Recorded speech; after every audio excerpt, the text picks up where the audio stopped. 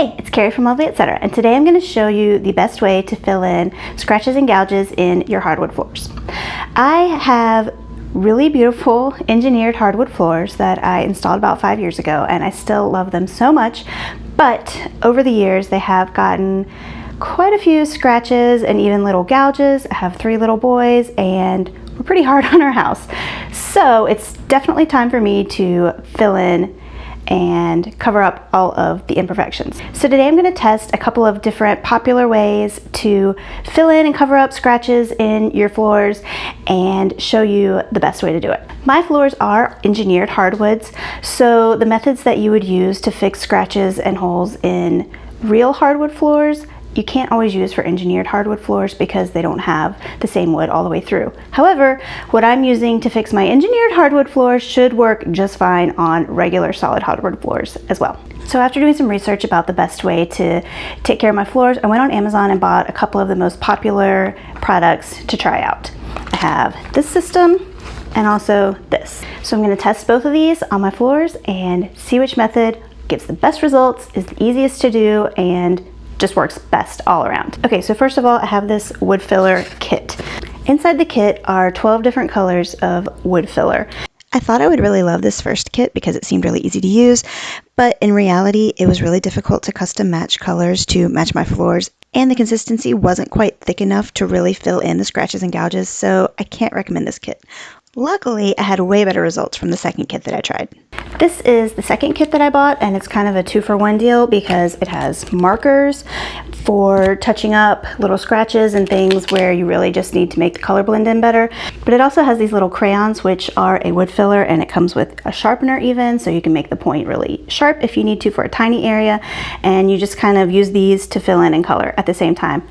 Using this kit is really simple. You warm up the wax crayons, use them to fill in any holes or gouges or scratches so that they're more even with the rest of the floor, and then scrape off any excess, and then use the markers to match the color to the surrounding floor.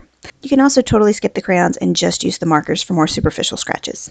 Sounds simple enough, but I found that it does have a bit of a learning curve. At first, I had a really hard time figuring out how to make the scratches truly blend in and become unnoticeable. But I kept trying and I figured out a few tricks that really help. The wax crayons are meant to be used to fill in the scratches so that they are even with the rest of the floor. And the instructions said to warm them before using them. So at first I tried just holding them in my fist for several seconds to warm them up with my body heat, but it really did not work very well. So I did some brainstorming and realized that a hairdryer was the perfect solution. When I warmed the tip of the crayon with the hairdryer for about 10 seconds, it heated it up just enough that the wax could perfectly drip right into those cracks and melt into them and make a perfectly smooth surface. But it also didn't heat up the rest of the crayon, so I didn't just have a melted mess. Another thing I found, it said in the instructions that you should start with one of the lighter markers, but my floors are really dark, so I pulled out like the 2 or 3 colors that looked the closest to my floor and went with the lightest one of those. Well, that was a mistake because even though it looked a little lighter than my floor, once I had applied it, it really looked much darker. When you're fixing a scratch or something on your floor, if in the end it's a little bit lighter than the surrounding wood, it just still blends in. But if it's darker, that draws your eye to it, and then you can see, oh, that looks like there was a scratch there. So really start with a color that's several shades lighter than you think you need, because you can always make it darker. You can layer the markers as needed. So if it's not quite dark enough, you can, once it's dried, do a second coat of that same color, or you can do a second coat of a darker color if it needs to be way darker. But once it's on there and it's too dark, there's not really a lot you can do.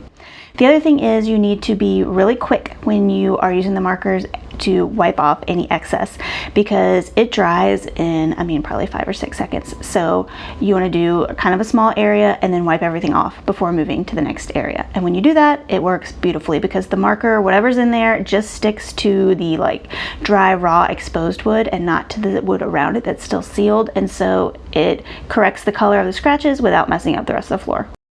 So in the end, I really loved the crayon marker combo. It worked really great for both filling in the holes and also correcting the color of slight scratches as well as bigger gouges. And now I'm excited to try using these markers to fix up a few scratches on some wood furniture that I have, because somehow it seems like there's always something that is scratched or broken or needs repairs.